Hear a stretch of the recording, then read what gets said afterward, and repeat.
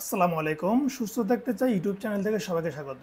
প্রিয় বন্ধুরা, প্রতিদিনের মতো আমরা আজকে হাজির হলাম নতুন আরেকটা ওষুধ নিয়ে। আজকে যে ওষুধটি নিয়ে আলোচনা করব, ওষুধটি হচ্ছে মূলত কাশির ওষুধ। আজকের ওষুধটির নাম হচ্ছে পাইরেস ডি। এই পাইরেস ডি ওষুধটি মূলত কাশির ওষুধ। প্রিয় বন্ধুরা, আমরা যারা সাধারণত বাসার বাইরে কাজ করি, তাদের বিভিন্ন কারণে কাশি হয়, আবার যারা বাসায় থাকি তাদেরও বিভিন্ন ধরনের কাশি হয়। কাশির বিভিন্ন রকম রয়েছে, কাশির বিভিন্ন প্রকারভেদ রয়েছে, এক এক রকম কাশি এক এক কারণে হয়ে থাকে। নর্মালি আমাদের যে কাশিগুলো হয়ে থাকে সেটি বেশিরভাগ সময় দেখা গেল ঠান্ডাজনিত কারণে আমাদের কাশি হয়ে থাকে। মাঝে মাঝে কিছু কাশি হয়ে থাকে আমরা যারা বাইরে যারা কাজ করি বা বাইরে বেশিরভাগ সময় থাকি, বিভিন্ন ধুলাবালি আমাদের শ্বাস প্রশ্বাসের কারণে আমাদের শরীরে ঢুকে যায়, সেই কারণে আমাদের অনেক সময় কাশি হয়ে থাকে। অথবা এখন গরমের দিনে আমাদের গলায় মাঝে মাঝে দেখা গেল যে আমরা রাতে যখন ঘুমাই তখন ঘাম জমে, সেই ঘাম জমার কারণে আমাদের কাশির সমস্যা হতে পারে। আবার আরেকটি বিষয় রয়েছে, সেটি হচ্ছে আমাদের অনেকের একটা বাজে অভ্যাস রয়েছে, আমরা প্রচুর পরিমাণ ঠান্ডা পানি খাই। ঠান্ডা পানি বলতে আমরা ফ্রিজ থেকে ডিরেক্ট ঠান্ডা পানি বের করে সেই ঠান্ডা পানি খাই। আবার অনেকে প্রচুর পরিমাণ কোল্ড ড্রিঙ্কস খাই। সেই কোল্ড ড্রিঙ্কস দেখা গেলো আমরা দোকানে যাই, দোকানে গিয়ে আমরা যে কোনো একটা ডিরেক্ট ফ্রিজ থেকে একটা কোল্ড ড্রিঙ্কস খেয়ে ফেলি।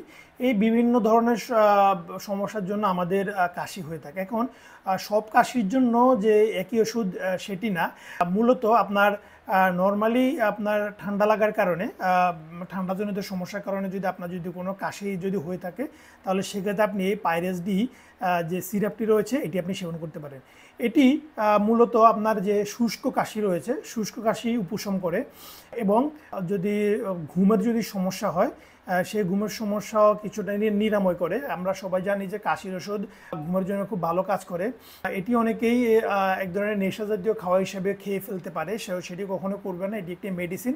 আর সুতরাং আপনার কাশির সমস্যা যতদিন থাকবে ততদিন আপনি এই ওষুধটি সেবন করবেন এবং পরবর্তী ওষুধটি আপনি সেবন করা থেকে বিরত থাকবেন। এই ওষুধটি আপনি কতটুকু সেবন করবেন সেটি হচ্ছে পূর্ণবয়স্ক যারা 12 থেকে উপরে যাদের বয়স, তারা প্রতিদিন 2 চামচ করে দিনে সর্বোচ্চ 4 বার সেবন করতে পারবেন চিকিৎসকের পরামর্শ অনুযায়ী।